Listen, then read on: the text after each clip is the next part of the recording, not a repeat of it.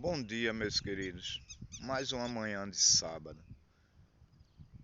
Como vocês sabem, todos os sábados eu subo ao monte, aqui em Manguariba, Rio de Janeiro, para falar um pouco do amor de Cristo, um pouco da vida, um pouco das verdades, das certezas e incertezas. São poucos os meus seguidores, são poucos aqueles que visualizam, mas que seja apenas um, para mim já é muito. E eu já fico muito satisfeito e agradeço por se darem ao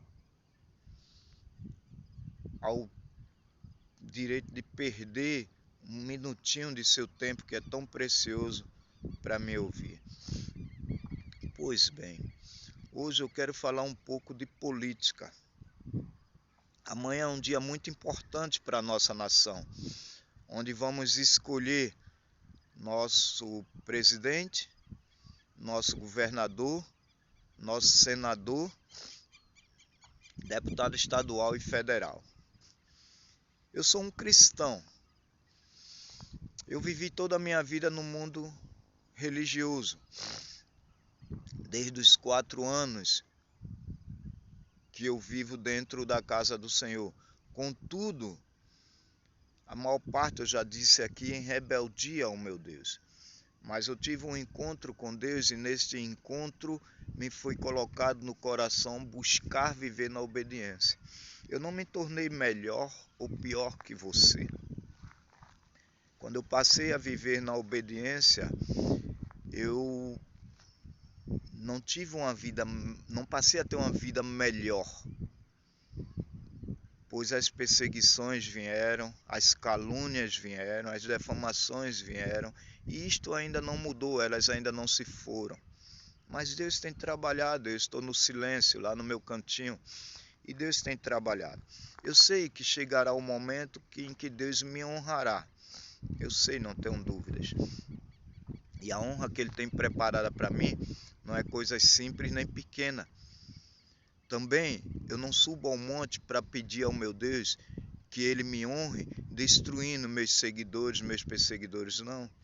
Eu busco sempre em oração para que Deus abençoe a todos, para que Deus tenha um encontro com todos. E aquele que Deus já teve encontro, mas num determinado momento se afastou, seja lá qual foi o motivo, ou pensa que continua na obediência e não está, eu peço a Deus por todos, que os proteja, que os livre, que os abençoe, que abra os olhos como fez com Davi quando estava em pecado enviando o seu profeta. Essas são minhas orações. Mas enfim, como eu disse, vim aqui para falar um pouco de política. O que acontece? Eu tenho escutado dizer que os cristãos não podem se envolver em política. Religião e política não se mistura. Essa é uma das maiores asneiras que nós ouvimos nos últimos dias. Ontem eu estava vindo do serviço dentro de uma van e um homem falou muito absurdos. Eu tive uma vontade grande de rebater, mas não convinha, não valeria a pena. Até porque hoje está numa violência tão grande e meu objetivo é ir trabalhar e voltar para casa e dar um cheiro na nega véia. E não diferente, né? E se eu fosse debater ali, poderia vir a acontecer isso. Já não sou mais um homem violento. Amados, dizem que cristão não pode se envolver com política. Eu vou mostrar a vocês na Bíblia que isso não existe. Pergunto a você, quem é José? Quem foi José, governador do Egito? Quem foi Daniel, governador da Pérsia, no regime do governo do rei Nabucodonosor? Quem foi Mardoqueu e Esther? Mardoqueu, tio pai de Esther. Através de Mardoqueu, Esther chegou à rainha. E através dos atos dele lá dentro, como servo de Deus, ele foi elevado a primeiro-ministro, um homem abaixo apenas do rei, em todo o a província persa. Vamos lá. Um tempo mais atuante. Não, vamos continuar lá, no Antigo Testamento. Quem foi Sansão? Juiz de Israel. Quem foi Josué? Governante de todo Israel. Amados, todos esses homens que eu te citei foram políticos.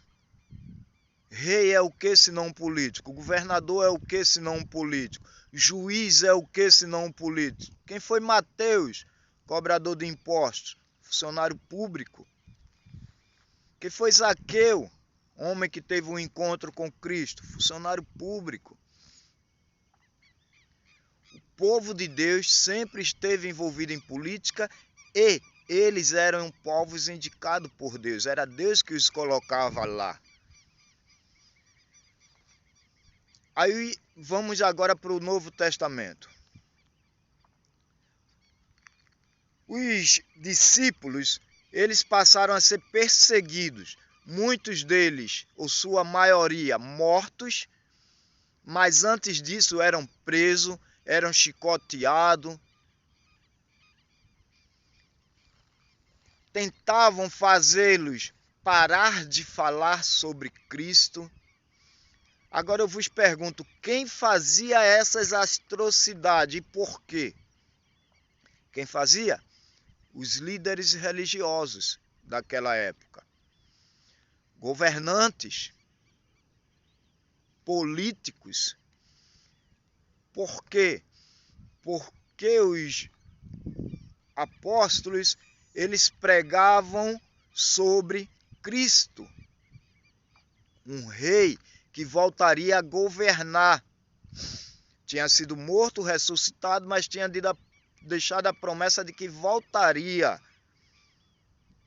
E eles temiam perder as suas posições, por isso queriam calar os apóstolos. Hoje não é diferente. Nós vemos hoje políticos se dizendo cristão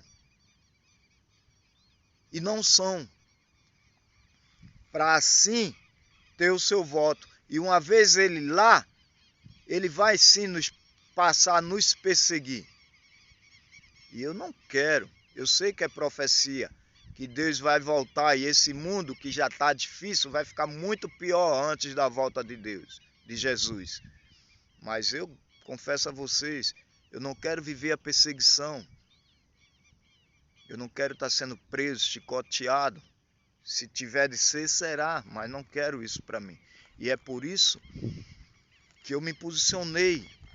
Amados, no governo Lula, quando eleito, ele levou ao Planalto uma mãe de santo para fazer lá suas rezas, suas macumbarias para abençoar o governo dele.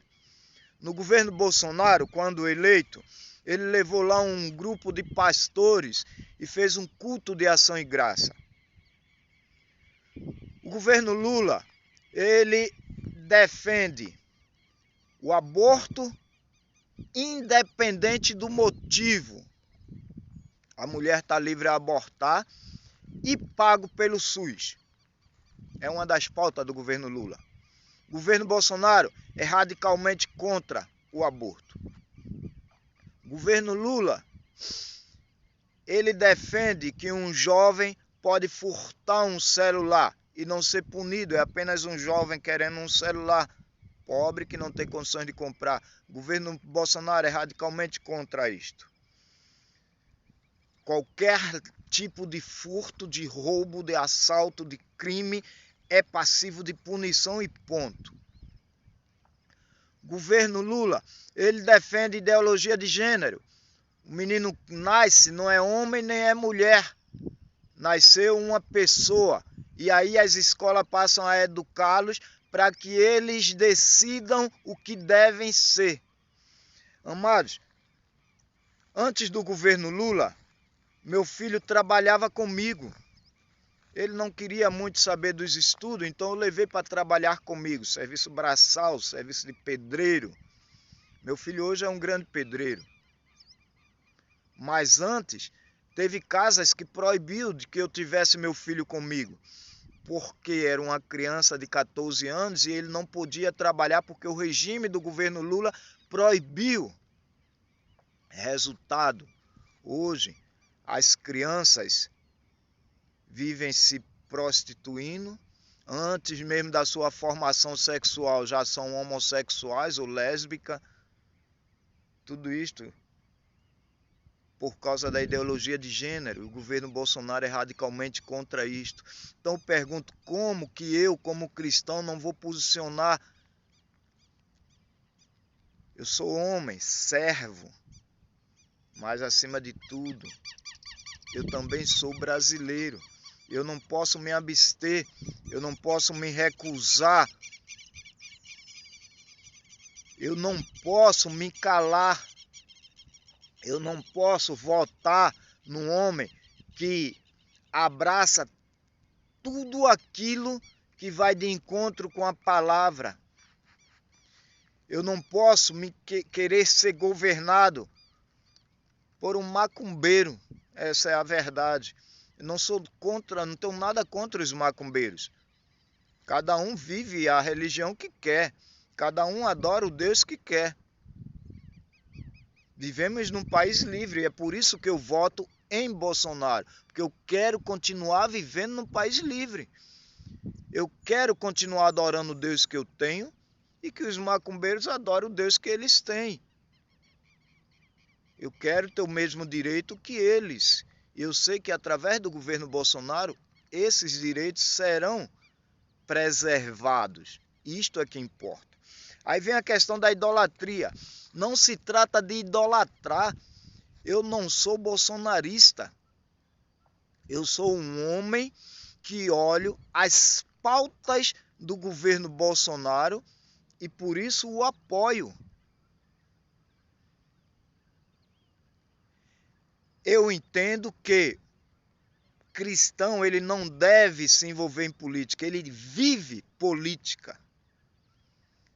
Todo cristão é um político. O que eu não entendo é uma pessoa se dizer cristão e votar num governo da esquerda. Nós estamos vendo aí como que está a Venezuela, como que está a Argentina, como que está Cuba, como que está a China.